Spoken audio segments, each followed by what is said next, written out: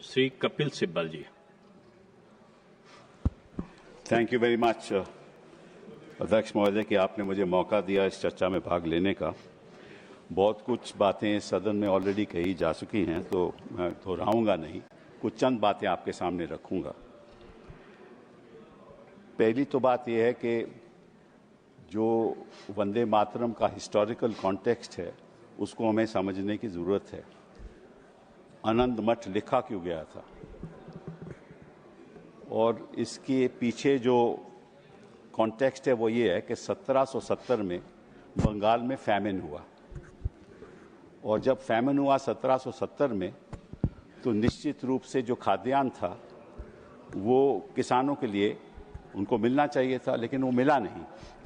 और जो कॉलोनियल सरकार थी उन्होंने वो खाद्यान्न खुद अपने ट्रूप्स के लिए भेज दिया, और जो होर्डर्स थे वो अपनी खाद्यान्न को होर्ड करने लगे, प्राइसेस बढ़ गई, तो 10 million people in Bengal died in the famine.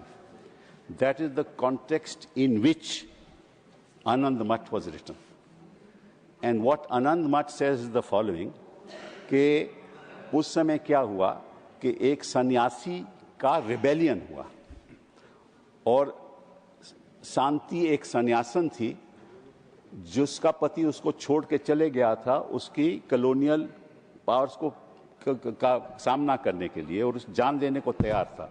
तो शांति एक औरत थी जिसने अपने भेष बदला, और एक आदमी के पुरुष का भेष लेकर वो अपने हस्बैंड को ढूंढने गई। वहां जब उसको मिला तो हस्बैंड तो छोड़ के चले गया था, उन्होंने क्या अब तो हम मिल गए हैं, चल इकट्ठा लड़ाई लड़ते हैं।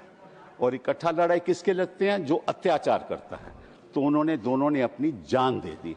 ये आनंद मठ की कहानी है। ये किसी को आज सदन में किसी ने रखी नहीं।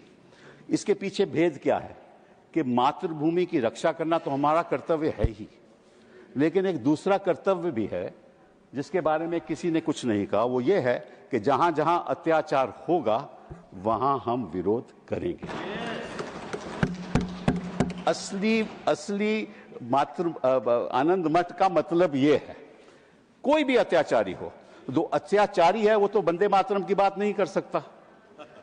जिसके खिलाफ अत्याचार हो वही वंदे मातरम की बात करेगा। सही है, बात तो यही है ना, ठीक है ना, चाहे वो कहीं भी हो। और मैं आपको एक और बात बताऊं, बड़ी इंटरेस्टिंग बात है कि एक अंग्रेज था हेनरी क्रेक, 1937 में उसने ये बोला, जो हमारे स्वतंत्र सेनानी थे उनके बारे में ये बोला, बोले Vande Mataram has been literally the war cry of the terrorists. क्या मतलब था कि जो वहां लड़ाई लड़ रहे थे कॉलोनियल पावर के खिलाफ, उनको टेररिस्ट बुलाया गया। क्यों बुलाया गया? क्योंकि वो अपने हकों के लिए लड़ रहे थे, इसीलिए बुलाया गया ना। तो आजकल के जो हमारे छात्र हैं वो टेररिस्ट हो गए हैं, हमारे जर्नलिस्ट हैं वो टेररिस्ट हो गए हैं, उनके खिलाफ यूएपीए ये चीजें लग रही हैं ना। तो उनकी लड़ाई कौन लड़ेगा? सत्ता पक्ष के लोग तो लड़ नहीं सकते। तो जो अचंभे की बात यह है कि ये वंदे मातरम की बात करते हैं जब हमें वंदे मातरम की बात करनी चाहिए। वंदे मातरम तो हमें चिल्लाना चाहिए ना। इनका क्या हक है? ये तो अत्याचार रोज करते हैं, जनता के ऊपर रोज करते हैं ये अत्याचार, इनका क्या हक है? दूसरी बात आपके पास रखना चाहता हूं कि इन्होंने कहा कि ये मुस्लिम अपीजमेंट है, ये इन्होंने बात कही। मैं आपको एक उदाहरण दे दूं कि जस्ट नोट दिस, अप्रैल 25, 1998 में एक यूपीए सरकार ने सर्कुलर इशू किया जिसको बोलते थे कल्प योजना। एक सर्कुलर इशू हुआ था, उसके बारे में ये कहा गया कि हर स्कूल में, हर गवर्नमेंट एडेड स्कूल में ये गाना गाया जाएगा, वंदे मातरम। वाजपेयी जी प्रधानमंत्री थे, वहां बड़ा बवाल हो गया और वहां बच्चों को स्कूल से बाहर कर दिया। तो वाजपेयी जी को जब नवंबर में वो उत्तर प्रदेश गए तो पता चला ये क्या हो रहा है।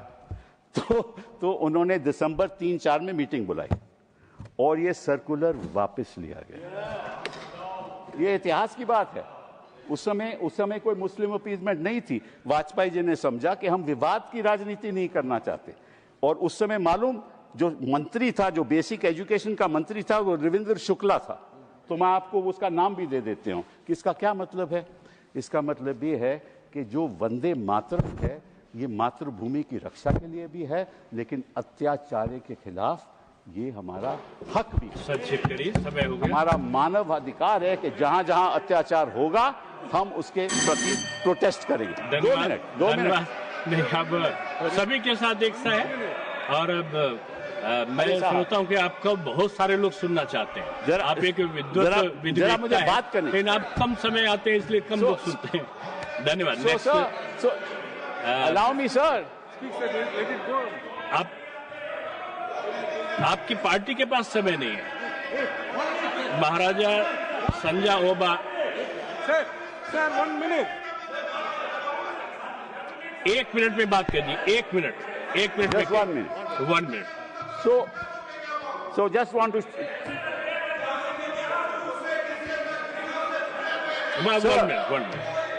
सर दो छोटी सी बातें आपके सामने रखूंगा। 2 छोटी सी बातें। जब ये बात रविंद्रनाथ टैगोर को बताई गई कि भाई इसमें बड़ी विवाद हो जाएगा, तो रविंद्रनाथ टैगोर जी ने क्या कहा ये मैं आपको बताता हूं। To me the spirit of tenderness and devotion expressed in the first portion, the emphasis to give to the beautiful and beneficent aspects of our motherland made a special appeal, so much so that I found no difficulty in dissociating it from the rest of the poem. And this was endorsed by Gandhi ji. This was endorsed by Gandhi ji. This was endorsed by Gandhi ji. He said this was endorsed by Gandhi ji, and Gandhi ji said it is an anti-imperialist cry. It had never meant to me that it was a Hindu song or meant only for Hindus. This is what Gandhi ji said. And he said these are evil days that have come in this country. So the point is, sir, the point is just one sentence, sir. One sentence. This was a movement against the partition of Bengal. Now you are partitioning the minds of this country. हाँ बोलिए।